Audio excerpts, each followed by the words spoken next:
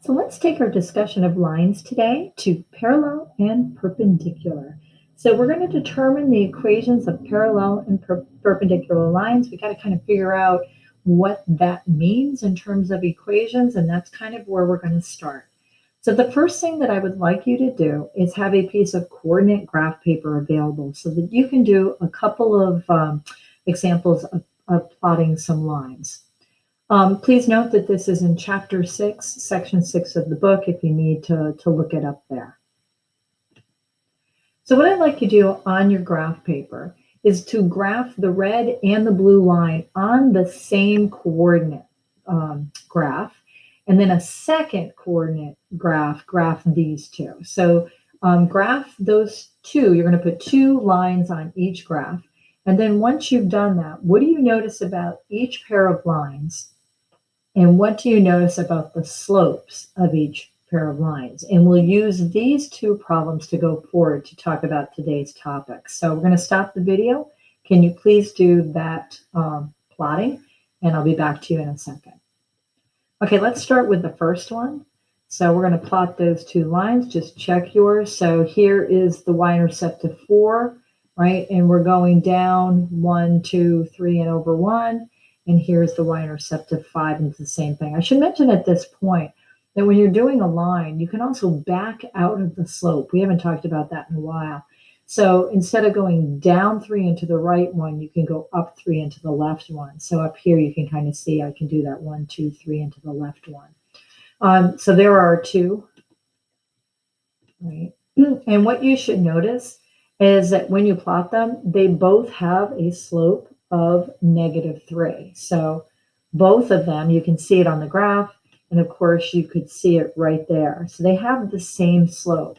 And when they have the same slope, look at what the lines look like. So we're going to start off talking about parallel lines, which is an example we just saw. And we're talking about them in a plane, in other words, not three-dimensional. And parallel lines do not intersect. Think of train tracks. So what we just realized is the slope of parallel lines will be the same. Now you'll notice in the definition that it talks about non-vertical lines, because remember that a vertical line has that undefined. So it's in math, you can't really say that undefined equals undefined. It's not a number. So that's the only reason that they're kind of talking about non-vertical lines, with the same slope. All vertical lines are parallel, however. So now here's an example. We have two equations. Now the first thing is they need to be in slope-intercept form so that you are picking off the slope. So y equals mx plus b, y equals mx plus b. And because they both have a 2 for the slope, without even doing anything, we know that they are parallel. Just going to prove the point again by graphing those two. So here's the y-intercept of 3, rise 2, run 1, rise 2, run 1. There's that first line. The second line, there's the y-intercept of -5, rise 2, run 1, rise 2, run 1. And you can see that as they rise 2 and run 1, they're consistently moving away from each other, which makes them parallel. So let's just do a few parallel questions. Let's say that I have an equation y equals -2/3 x minus 1, and I want you to tell me what would the slope be of a line that's parallel to that line, to that graph of that line. Well, since it's in slope-intercept form, all you have to do is say, well, the slope of this line is -2/3, so any parallel line will have a slope of -2/3. So now when we go on to the next one, what would the slope of a line parallel to this one be? Here's where you got to be careful, because this is in standard form. This line is not in slope-intercept, so the slope is not necessarily a 2. So the first thing we need to do is put this in slope-intercept form. So we would subtract that 2x, really adding a 0, we can kind of let that go, divide by -4, and the slope, of the line that we're looking at is 1/2. Now, because we're asking for parallel, any line parallel to it would have the same slope. Okay, here's one of your buddies down here. Let's find the slope of a line parallel to the graph y equals 6.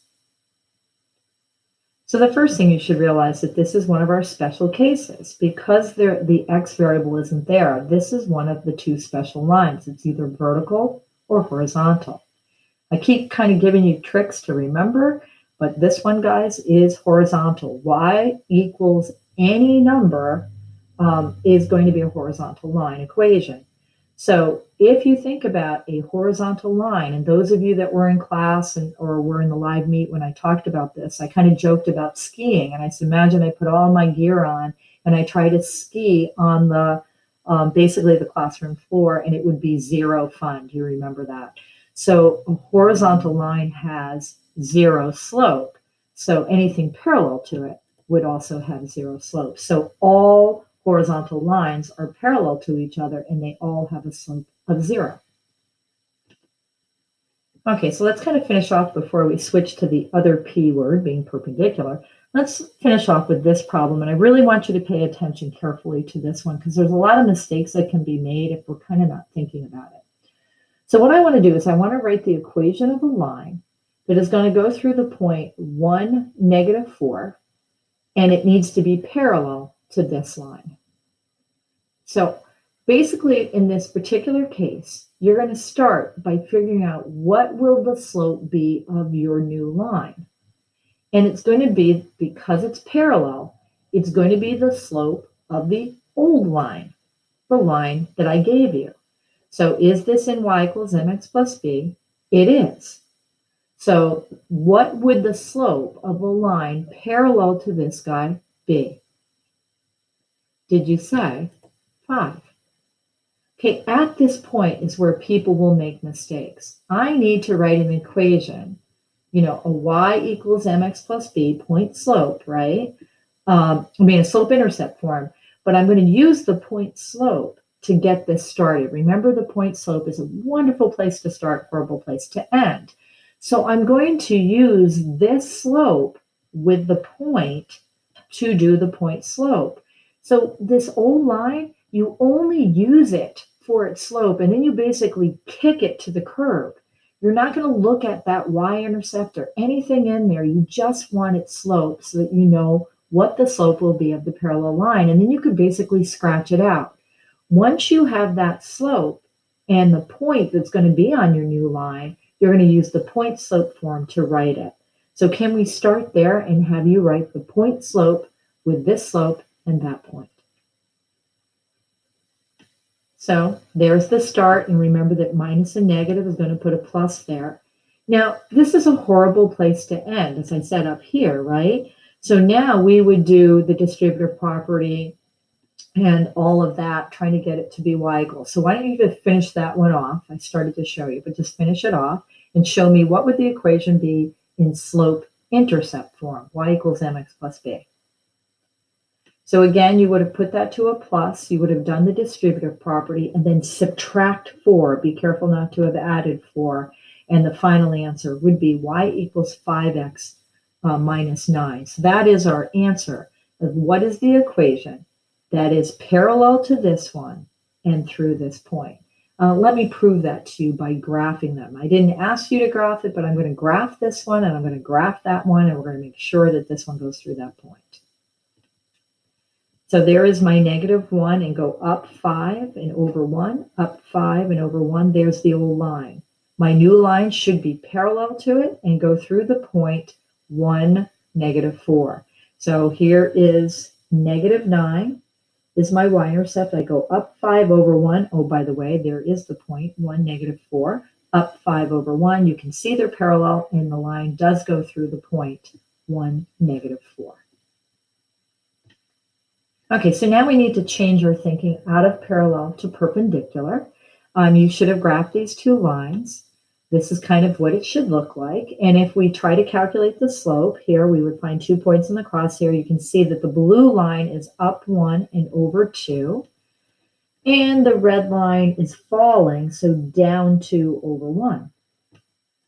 Okay, so the two lines should have looked like this. And if you look at it, you kind of can see that they're coming together in right angles. And let me even try to prove that by putting a protractor up there, and you can see it's a 90-degree angle. So the two lines I gave you in number 2 at the start are creating a perpendicular situation. They're meeting in 90-degree angles. Now look at the slopes. They're not the same. If they were the same, they'd be parallel. But do you notice anything about these two numbers? So let me talk to you a little bit about perpendicular, and let's see if you agree with what I'm saying here. So perpendicular lines are lines that form right angles. They come together in 90 degrees.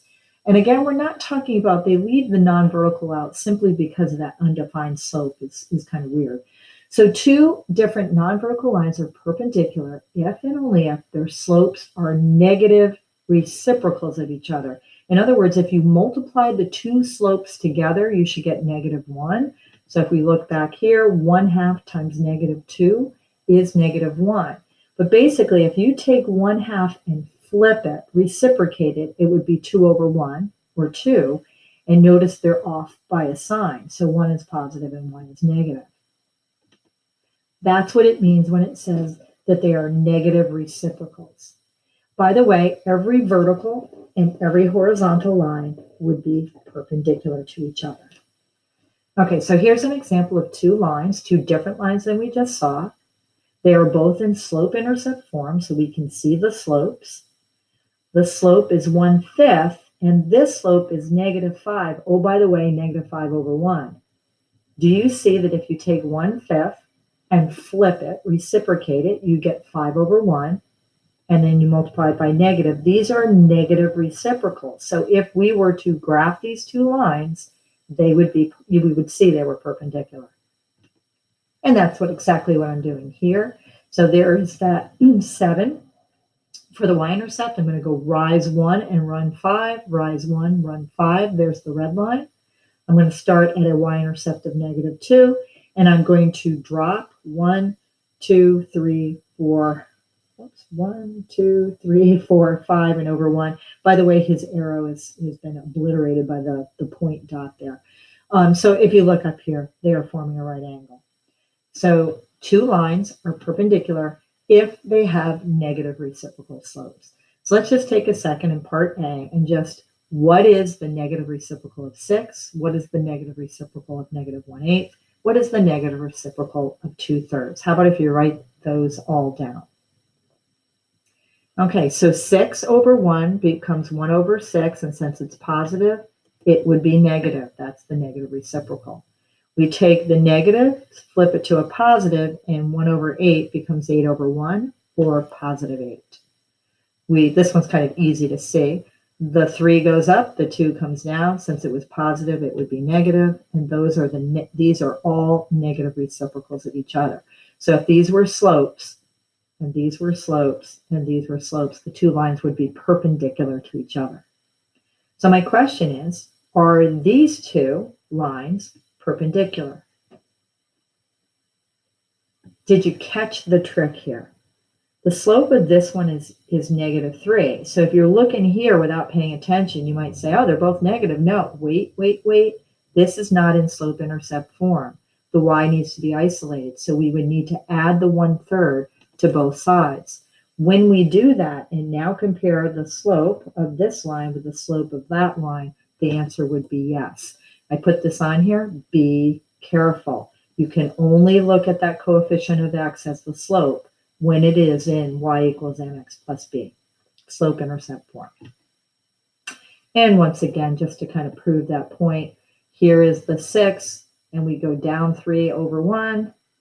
Here is the second line, and I'm moving that to show you up 1/3 from the 4. So if you were to graph it, I probably should have written this version right here. That is the one I'm graphing. So there is the 4 up 1/3, up 1/3, and you can see they come together in right angle. They are perpendicular.